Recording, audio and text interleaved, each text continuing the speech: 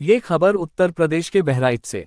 Police अधीक्षक महोदय द्वारा थाना फखरपुर क्षेत्रांतर्गत कुंडासर में नवनिर्मित पुलिस चौकी का किया गया उद्घाटन। आज दिनांक 26/02/2025 को पुलिस अधीक्षक बहराइच महोदय के द्वारा थाना फखरपुर क्षेत्रांतर्गत कुंडासर में नवनिर्मित पुलिस चौकी का विधि विधान सहित पूजा पाठ करके फीता काटकर उद्घाटन किया गया।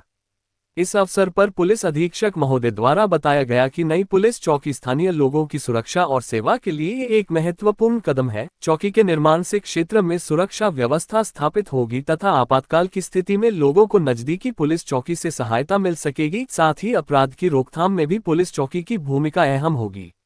इसके उपरांत महोदय द्वारा अपर पुलिस अधीक्षक नगर कार्यक्रम में उपस्थित गणमान्य व्यक्तियों व पुलिस के साथ चौकी परिसर में पौधरोपण किया गया। उक्त उद्घाटन कार्यक्रम के दौरान अपर पुलिस अधीक्षक नगर श्री रामानंद कुशवाहा, थाना प्रभारी फखरपुर राजेश कुमार शुक्ला, चौकी प्रभारी शैलेंद्र शर्मा सहित पुलिस बल के अन्य अधिकारी, कर्मचारीगण एवं ग्रामीणजन व संभ्रांत व्यक्ति मौजूद रहे। आप देख रहे हो देश का तेजी से बढ़ता हुआ इंडिया 28 न्यूज। वकील अहमद, बहराइच संवाददाता की यह खबर। Media cell, Bahraich. उस श्रेय भी पीछे छूट जाता है। परंतु एक चीज मैंने देखा है कि इस संसार में समस्त विषयों का समाधान सद्भाव से है, सहयोग से है और मित्रता से है। वास्तव में इस तरह का जो सामाजिक व्यवस्था है उसमें भारत का संविधान सर्वोपरि है। संविधान के अनुसार सबके साथ न्यायप्रिय तरीके से न्याय हो, कानून का राज्य कायम हो, साथ ही सामाजिक जो व्यवस्था है उसमें व्यवस्था बनी रहे। तो ये सभी मिलकर के कानून और व्यवस्था दो शब्द हैं। एक कानून है और दूसरी व्यवस्था है। कभी कभी व्यवस्था बनी रहे इसलिए कानून को खड़ा होना पड़ता है और कभी कभी व्यवस्था बनी रहे इसलिए कानून को चलना पड़ता है।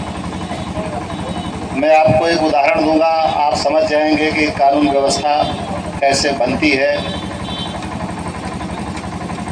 सपोज करिए कि आप हमारे पास आए, क्षेत्र में 144 लगी हुई है,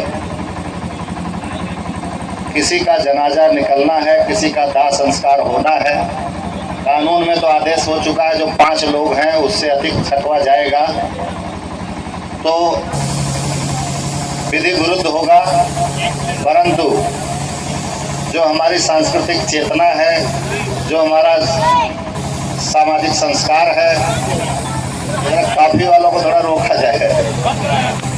तो इसके दृष्टि से देखा जाए तो किसी जनाजे में परिवार वालों का शामिल होना आवश्यक है, स्थानीय गांव वालों का शामिल होना आवश्यक है।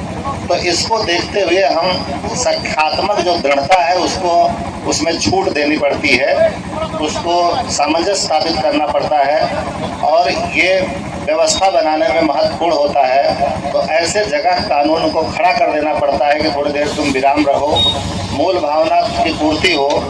ये जो 144 लगाई गई उसका मकसद था सामाजिक व्यवस्था बनी रहे, शांति व्यवस्था बनी रहे। परंतु अगर इस तरह के विषयों को ध्यान नहीं दिया गया तो शांति व्यवस्था बनाई जाएगी परंतु सबके मन में एक आंतरिक रूप से अशांति होगी जो आगे चल करके शांति व्यवस्था को भंग करने की पूर्ण उसमें योग्यता रहती है। इसलिए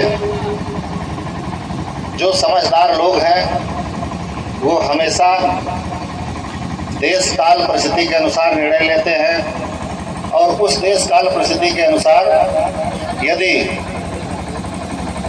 4-5 लोग भी बैठकर विचार विमर्श करते हैं तो 5 मतों से निश्चित तौर से एक ऐसा संवाद कायम होता है कि बिना किसी प्रकार की व्यवस्था भंग के भी व्यवस्था बनने का मार्ग प्रशस्त हो जाता है।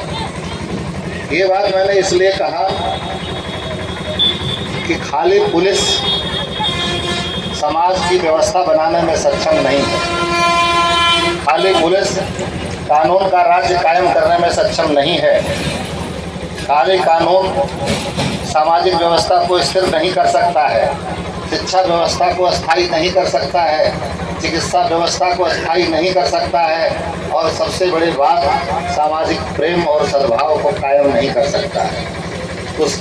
उसकी खेती समाज में होगी, उसकी खेती परिवार में होगी, उसकी खेती हम जिस राष्ट्र में रह रहे हैं उस राष्ट्र में होगी। आपने देखा होगा जब यहाँ अंग्रेजी हुकूमत थी तो उस दौरान देश की आज़ादी की